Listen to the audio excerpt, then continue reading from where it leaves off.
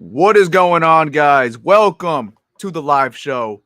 Detroit Lions at Minnesota Vikings. Let's go.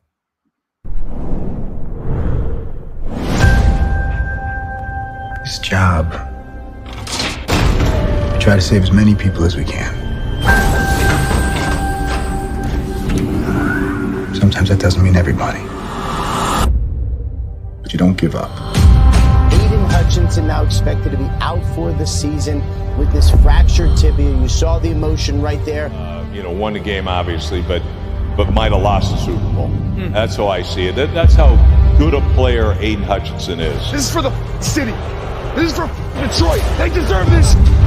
Homegrown guy that takes so much pride in that team, that organization. It's the tightest this 2024 team has been. My job is to coach what's here, and I'm going to coach the hell out of them, and we are as a staff. And you don't worry about what anybody else is doing. It doesn't matter what the Vikings are doing. It doesn't matter what the Packers. It doesn't matter what the Bears. Hey, man, you just win the one in front of you. I got respect for those other teams. But what I've seen built here in this city over the past 3 years is absolutely amazing. I know we aren't perfect as part of this game, and that's hard. But I think they also understand that, man, we are a team, and everybody is here for a reason. This right here. This right here. We're not the same. It's next man up. You got to be able to step up, and you got to hold the line. You got to hold the line. Got in trouble. Leaping field. Leaning on him and dropping it. Oh, 54. Tim Patrick makes the catch. Oh, baby, what a play. That's some of the goal for it. Anyway, intercepted. Brian Branch has it, and this one's going to count. And Montgomery angling to the 5, fighting his way and spinning inside the 2 to the end zone. Touchdown, Detroit Lions. Jerry takes, tosses to Montgomery, flips it back to Amon-Ra. He gives it to Goff, who's going to throw downfield. He's got Laporta, makes the grab. 20, 15, 10-5, end zone. Touchdown, Detroit Lions. And I don't feel people pulling us away. Nobody's coming out of that circle, man. We have to come to Dallas and do the damn thing.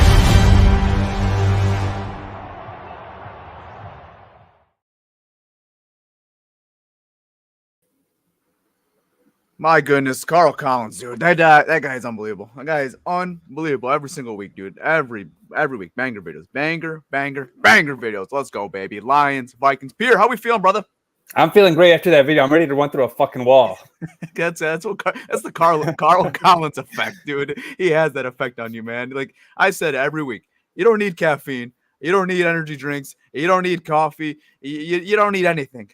You just need to watch a Carl Collins video if you need some adrenaline. Oh my God, let's do this. Let's freaking do this. All right, Pierre, let's do it. Inactives, both these squads.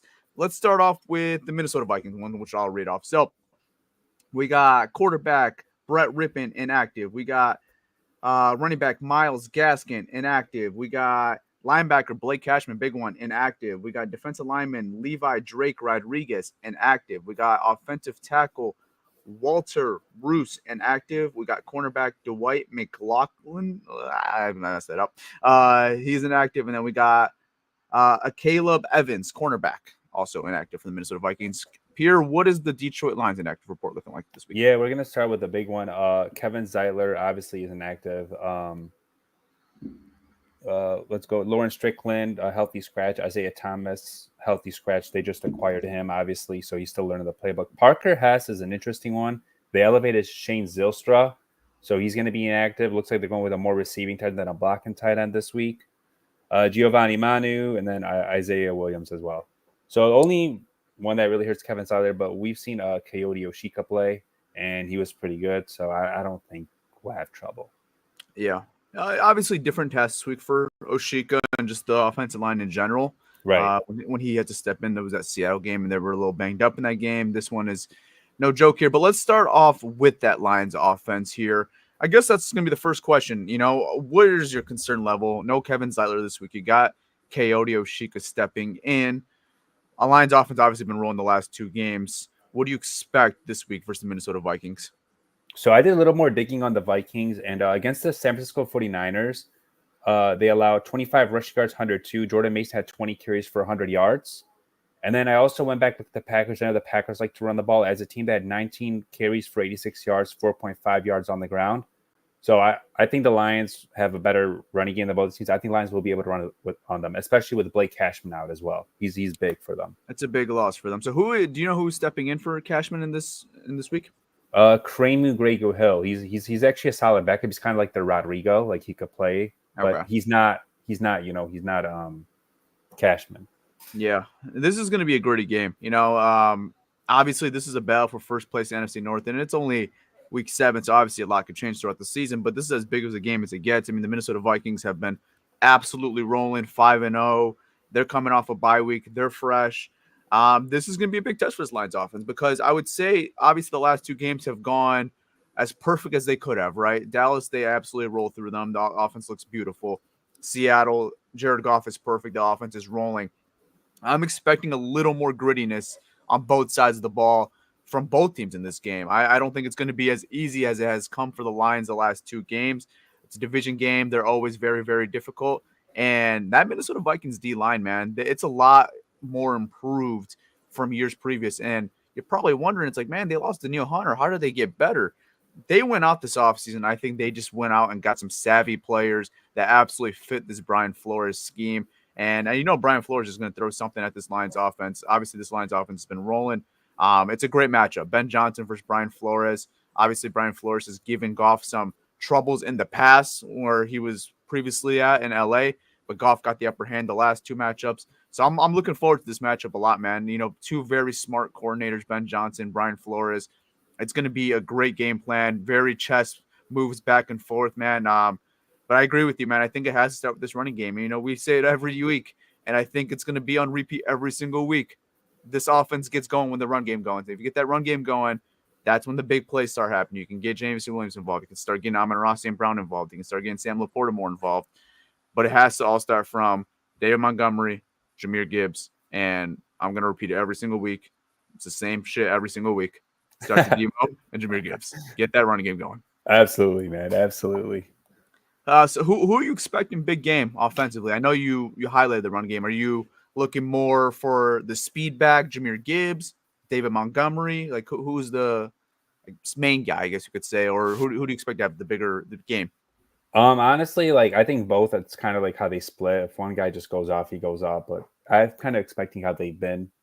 But in the passing game, I would say with Laporta and St. Brown and also like the quick pad Gibbs and Monty also because they like to blitz a lot, as we know, and they play a lot of too high as well. I actually learned this. I was still a Vikings pod last night. They said they played about 70% too high in their pre-snap. So, that kind of opens up your running game as well. And if you blitz a lot too, you got to get rid of it fast. And the guys with quick passing game is probably Saint, Laporta, and the backs. Yeah, I agree. I think this is going to be a big game for Amon-Ra. Like we've seen some glimpses. Like he has been obviously really good this year for this team, but like I feel like we haven't had that one Amon-Ra game yet. Like we've seen from him the last 2 seasons, and I feel like this is the week where they're kind of saving him. Division game. I think they're going to get him involved. And like you mentioned, the way the Vikings play their defense, they like to blitz. They like to play their safeties back. This is a good game to get your tight end or your slot receiver, Amon-Ra St. Brown involved. So I'm expecting a big game out of Saint this week. I think it'll be his biggest one he's had all year so far. Yeah, I think this is his game too as well. Yeah. I think they have like one solid corner in Gilmore. I'm not really as high as Byron Murphy, and I saw that corner. I forgot his name. Damn it. But I think the Lions could expose those corners if there's no pressure. Yeah. Well, that's going to be the big thing. Obviously, Shaq Griffin is the other one. Yeah, obviously that's going to be a big test. How is this offensive line going to hold? And I think you feel pretty confident when only one of them is missing. It starts to get a little more sus when you start missing multiple guys. But the Lions are not in that position. They're missing Zeitler this week, so it's not as bad as it could be. So Oshika has stepped in this role before. He's been here this is his 3rd season here, so he's used to stepping in when when his number's been called. So. We'll see what happens, and we'll see how the Lions offensive line holds up and just how the offense looks in general versus this Minnesota Vikings defense. But I think the bigger question now is the other side of the ball. Obviously, you saw in that intro video by Carl Collins, Aiden Hutchinson out for the year. We've talked about it all week. This is going to be the first real test, I think, that we're going to see how this defensive line and how this defense in general looks without 97. And what are your expectations this week without Aiden Hutchinson? Just right off the bat, I think the Vikings tackles are really good. Cheers a little weak. Ed Ingram, their starting right guard, is their biggest weakness. I would honestly put my best pass rushers on him. Put Aleem on there, put Levi on there, maybe put Houston a little in there just to see if he could generate some sort of pressure. Isaac Uku, whoever it is, like just put guys on him and run twist and stunts. They did that last week once Hutch went down. I think they ran 6 of them after Hutch went down. So I expect to see a lot of that. I expect to see maybe AG kind of disguising some things a little bit. But again, the Vikings offense also starts with their running game with Aaron Jones. If Aaron Jones gets going, it's not good. If you stop Aaron Jones and make Sam Darnold want to pass, and I don't think that's a good recipe for them, as we've seen when Jones goes down. I mean, they've won their games, but their offense just isn't the same with him when he's not on the field. Absolutely. And I feel like Minnesota's kind of been a tale of two halves. Like they've obviously are 5-0 right now, but they've had some absolutely killer starts to these games. And then they kind of let the other team comes back where instead of just putting them away, it's happened the last 2 games that I've watched from them. Last week or 2 weeks ago, when they played in London versus the New York Jets, absolutely dominate the first half, but they leave the Jets hanging around, give the Jets an opportunity to come back and potentially win that game. Obviously, they hold up and win that game. Kind of the same deal with the Green Bay Packers. They go to Lambeau Field, absolutely dominate that first half. I believe go up 28-0, if I'm not mistaken, at one point. Then let the Green Bay Packers kind of chip away, come back. Like I said, they still finish the job, which matters at the end of the day.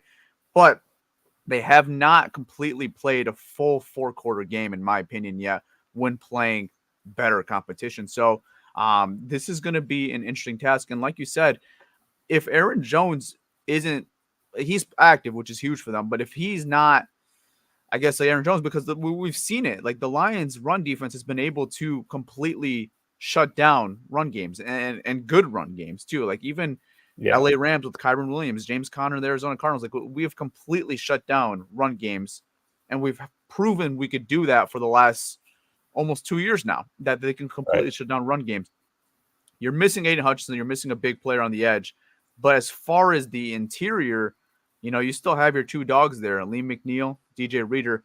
But without Aiden Hutchinson, do you think this Lions run defense in general could still be as elite as it's been, for however long it's been now?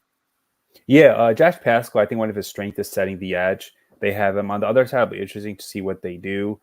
I think what they'll do on base downs is maybe have Levi play that other side. But I'm not sure. Honestly, I'm not sure. We don't know. But I know it's going to be Pascal on one side. We'll see what they do on the other side. Maybe Nowaski. I am not sure. We'll see what they do. Maybe they'll try a few different things. I don't know. Yeah, I mean, because that's a big loss. I mean, Aiden Hutchinson was a big part on why the run defense was as dominant as it has been. So losing him, like, who is going to be the guy to fill in? And it's not going to be one guy, but there's a lot of opportunities for these guys right here. Like you mentioned, Trevor Nowaski, James Houston, Onzarike, and he's not active today, but Isaiah Thomas eventually. Like, these guys have an opportunity where, like, someone's got to step up now. Josh Pascal as well. Like, bigger role on him now. Like, these guys have to step up.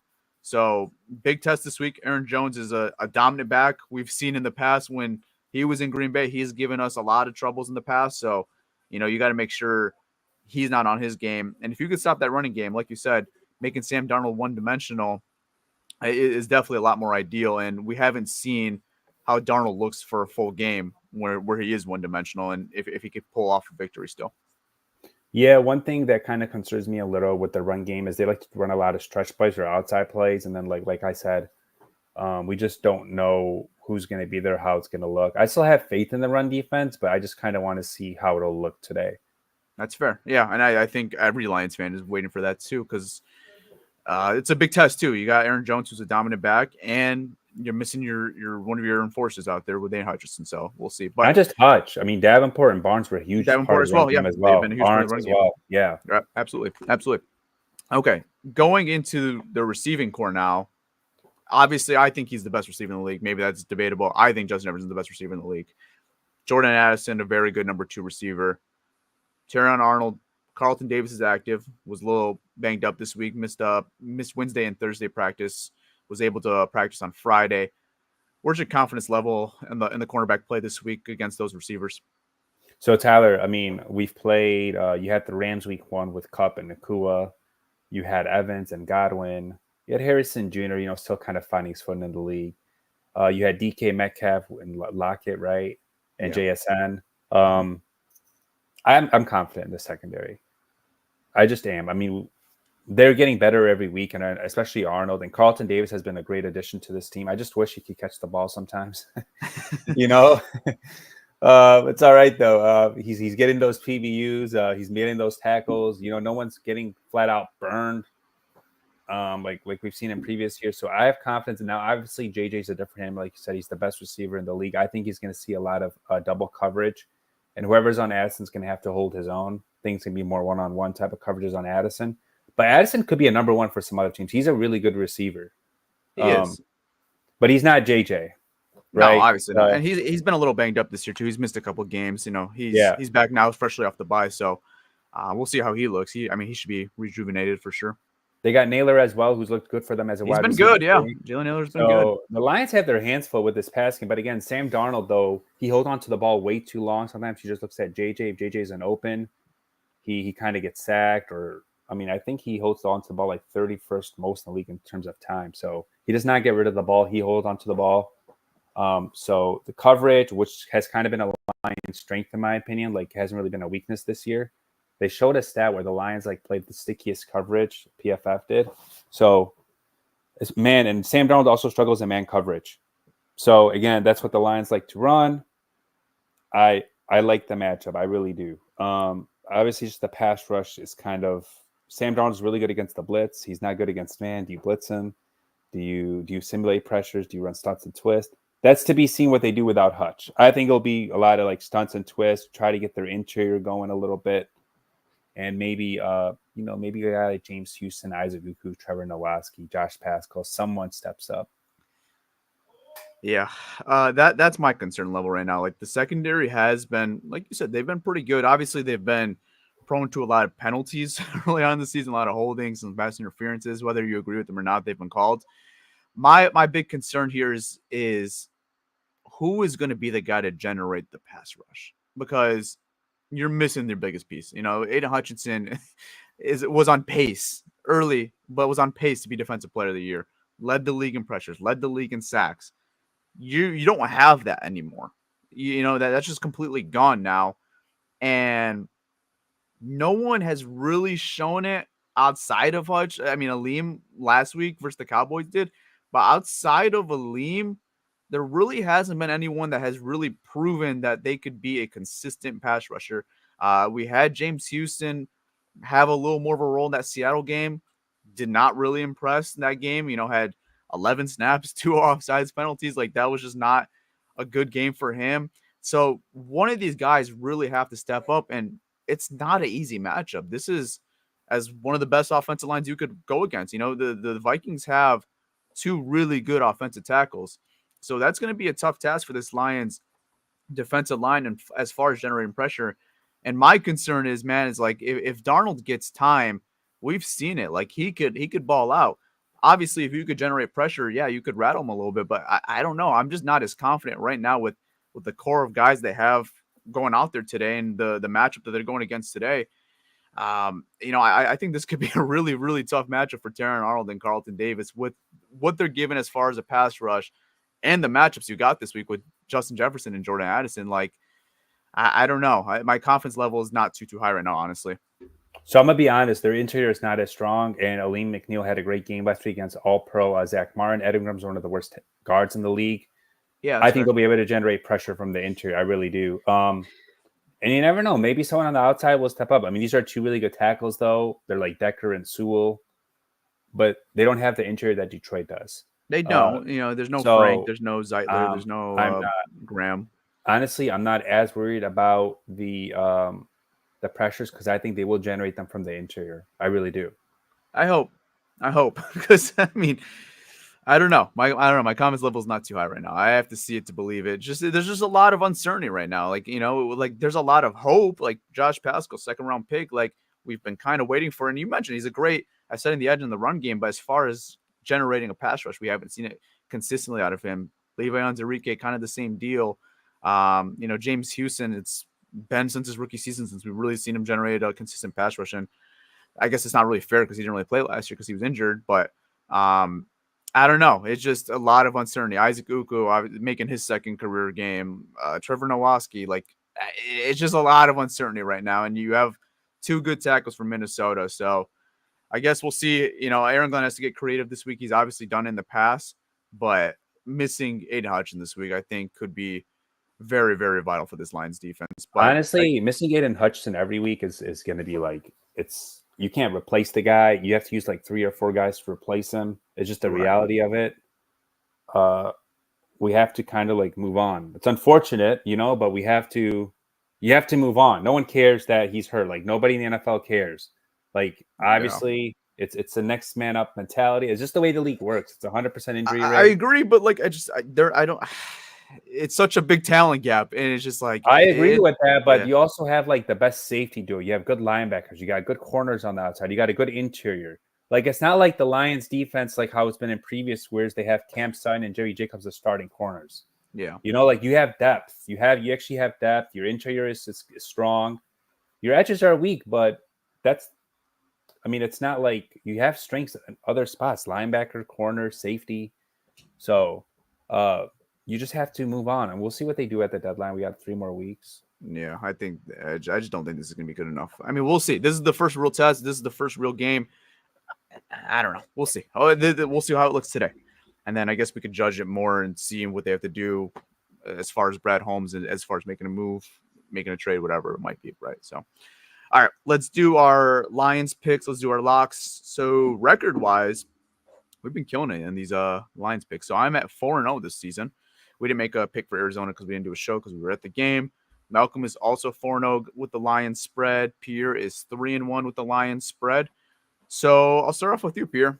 Lions, I think you said the spread dropped to, what is it, +1 now for Lions? Yeah. So +1 Lions. So basically a pick'em game, essentially, at this point. Kind of, yeah, because they're home, yeah. Yeah. So where are you going this week? I'm going with Detroit. Originally I had 23-17. I'm going to go with 23-20. I think they win and cover. Yeah. Okay. And my bold prediction is Kirby, Joseph, and Brian Branch both have a pick 6. Okay. Man, you're expecting a real big game for the defense this week. 2 pick 6s, 2 touchdowns. Bold prediction. 2 touchdowns and only hold them to 20 points. That's big. That's big. It's a bold prediction. All right. Okay. We'll see how that goes. Malcolm is going the complete opposite of your game plan. He has the Lions winning 42-38. Damn. He has a complete shootout this game. And his bold prediction is Ali McNeil follows up his big performance from last week and gets 3 sacks this week. So that's Malcolm's bold prediction this week. Yeah, I can see that. I think Grim sucks. All right. Lions are +1 right now. I've been going back and forth with this. I hate to do it. I'm going to go Minnesota this week. I think Minnesota wins this week. I think they cover this week. I think it's going to be a gritty game. I'm going to go 28-24. Minnesota wins this week. Bold prediction. Amon-Ra St. Brown gets going this week. Let's go 2 touchdowns, 150. Is that bold enough? I'll give it to you. It's not really bold, but I'll give it to you. 2 tuds, 150. So there's my Lions pick of the week. So, all right, let's do our locks of the week now. So records for locks of the week. I'm at 3-1 this year. Pierre's also at 3-1. So we're battling for first place. And then Malcolm is in the gutters right now at 1-3. So must win for Malcolm this week. Me and Pierre got a little more room for comfort. But I'll start off with you again, Pierre, this week. Who do you got? You're the third pick this week, though, so I'll let that be known. Yeah, I was the third pick, so it's just kind of tough for me. I mean, I saw a few things okay, I like Kansas City. It's just hard to bet against Mahomes, considering the other games that were on. So San Francisco is -2. I'm going to take KC +2 at San Francisco. I think both teams are a little banged up, but I just feel like it's Mahomes' magic. I'm honestly just going with Mahomes. That's about it, honestly. Yeah, we got a Super Bowl rematch this week, so it's a big game. Yep. All right. So I had the second pick this week. This was a tough week for locks of the week. There's a lot of big spreads that You don't know if you want to go touch those ones, or just a lot of weird matchups, a lot of close ones. So I ended up choosing the Houston Texans on the road. They're 3-point dogs against the Green Bay Packers. I think the Texans are getting their swagger back a little bit. I think they're being that team that we kind of expected them to be coming into the year. So I think the Texans win this week, and I think that'd be huge for the Lions if the Texans beat the Green Bay Packers in Lambeau Field. So I'll take the Houston Texans +3 this week. So that is my lock. And then Malcolm chose to choose one of those big spreads. He's going to choose the Washington Commanders -9.5 over the Carolina Panthers. So there is Malcolm's lock of the week. So those are all the locks of the week for us, and we'll see how those go. So 9.5. 9.5. That's why he's 1-3. Maybe he'll win this week. I don't know. That's a lot of points, man. It's a lot of points, yeah. Especially on a rookie quarterback too with Jane Daniels. I know he's been balling, but 9.5's a lot, dude. Hey, maybe he'll win. Hope he wins. He's 1-3. He needs it, man. He needs it. It's must win for him. He's in must win territory. Don't do that All parlay. I know you typically do those parlays. Don't do this parlay. Are you gonna do it? I think I'm off this week on a parlay on this one. Okay. I don't like that -9.5.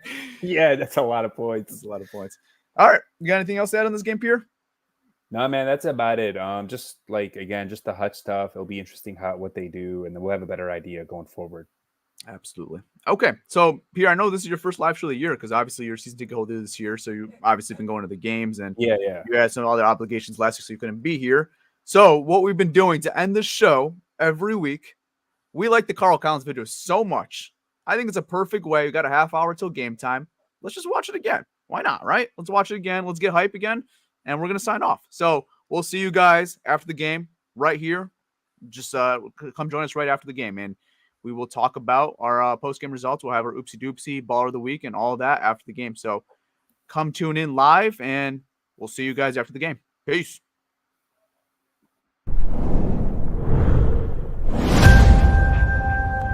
This job, we try to save as many people as we can. Sometimes that doesn't mean everybody. But you don't give up. Hutchinson now expected to be out for the season with this fractured tibia. You saw the emotion right there. Won the game obviously, but might have lost the Super Bowl. That's how I see it. That's how good a player Aiden Hutchinson is. This is for the city. This is for Detroit. They deserve this. Homegrown guy that takes so much pride in that team, that organization. It's the tightest this 2024 team has been. My job is to coach what's here, and I'm going to coach the hell out of them, and we are as a staff. And you don't worry about what anybody else is doing. It doesn't matter what the Vikings are doing. It doesn't matter what the Packers. It doesn't matter what the Bears. Hey, man, you just win the one in front of you. I got respect for those other teams. But what I've seen built here in this city over the past 3 years is absolutely amazing. I know we aren't perfect as part of this game, and that's hard. But I think they also understand that, man, we are a team, and everybody is here for a reason. This right here! It's what this right here! We're not the same! It's next man up. You got to be able to step up, and you got to hold the line. You got to hold the line. Got in trouble, leaning on him, and dropping it. Oh, 54K Tim Patrick makes the catch. Oh, baby, what a play! Touchdown, they're going for it anyway, and it's intercepted. Brian Branch has it, and this one's going to count. And Montgomery angling to the 5, fighting his way, spinning inside the 2, to the end zone. Touchdown, Detroit Lions. Jared takes, tosses to Montgomery, flips it back to Amon-Ra. He gives it to Goff, who's going to throw downfield. He's got Laporta, makes the grab. 20, 15, 10-5, end zone. Touchdown, Detroit Lions. And I don't feel people pulling us away. Nobody's coming out of that circle, man. We have to come to Dallas and do the damn thing.